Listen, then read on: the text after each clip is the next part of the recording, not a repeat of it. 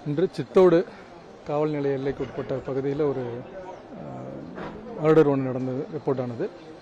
இதில் இறந்தவர் ஜான் என்ன சேலம் பகுதியை சேர்ந்தவர். அந்த கொலையின் சார்பாக ஒரு புகாரின் அடிப்படையில் ஒரு வழக்கு பதிவு செய்து விசாரிச்சுட்டு இருக்காங்க.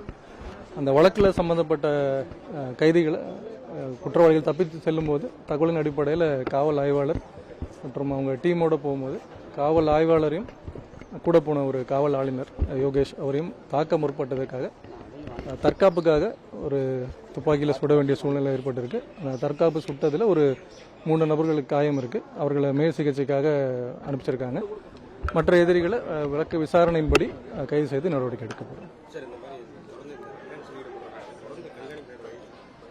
அது எல்லாமே பண்ணிட்டு இருக்காங்க. இப்போ ஹிஸ்ட்ரி ஷீட் ஓப்பன் பண்ணி அந்த ஹிஸ்ட்ரி ஷீட்டை ரிவ்யூ பண்ணுறது, அவங்களோட ட்ரையல் எல்லாமே ஃபாலோ பண்ணுறாங்க. தொடர்ந்து நடவடிக்கை எடுத்துகிட்டு இருக்கோம். இந்த வழக்கில் எப்படி நடந்ததுன்றதை செக் பண்ணி பார்த்துட்டு இருக்கோம். அந்த ஃபர்தராக வராத நடவடிக்கை எடுப்போம். இல்லை, இப்போ ப்ரிலிமினரி இப்போ தான் எஃப்ஐஆரே போட்டிருக்காங்க. 4 பேர் கைது பண்ணியிருக்காங்க இப்போதைக்கு. அதில் விசாரித்து மிச்ச நபர்கள் யார் யார் இருப்பாங்கன்றது தெரியும்.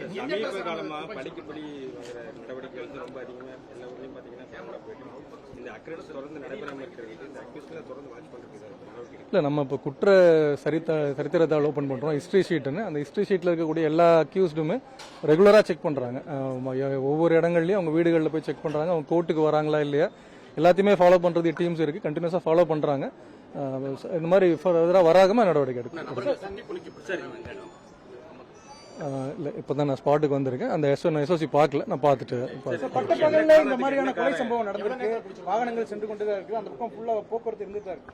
அந்த அளவுக்கு சட்ட ஒழுங்கு பிரச்சனை இருக்குதா? காவல்துறை பேட்ரோல் வண்டி அந்த இடத்துல ஹைவேஸ்டா இருக்குங்க, நிறைய இருந்திருக்கலாம். பேட்ரோல் வெஹிக்கிள் இருந்திருக்காங்க. நம்ம எப்படி நடந்ததுன்னு தெரியாம இப்ப நம்ம ஃபுல்லா எக்ஸ்பிளனேஷன் சொல்ல முடியல. பிரிலிமினரி இன்வெஸ்டிகேஷன் தான் இப்போதைக்கு இருக்கு. எப்படி நடந்திருக்கு, தவறு யார் மேல இருந்தாலும் நடவடிக்கை எடுக்கும். இல்ல, ஃபர்தர் டீடைல்ஸ் இப்பதான் என்கொயரியில இருக்கு. மற்ற டீடைல்ஸ் எல்லாம் ரிவீல் பண்ண முடியாது.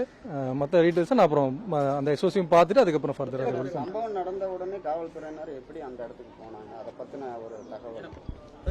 காயம்பட்ட காவலர்கள் எப்படி இருக்காங்க? காயப்பட்டவங்க இப்போ ட்ரீட்மெண்ட்ல இருக்காங்க. 2 நபர்களுக்கு காயம் இருக்கு. டாக்டர்டையும் பேசியிருக்கேன். இன்னைக்கு நைட் அப்சர்வேஷன்ல இருக்குன்னு சொல்லியிருக்காங்க. நாளைக்கு பார்க்கலாம். செய்திகளை உடனுக்குடனும் துல்லியமாகவும் தெரிந்து கொள்ள சப்ஸ்கிரைப் பண்ணுங்க.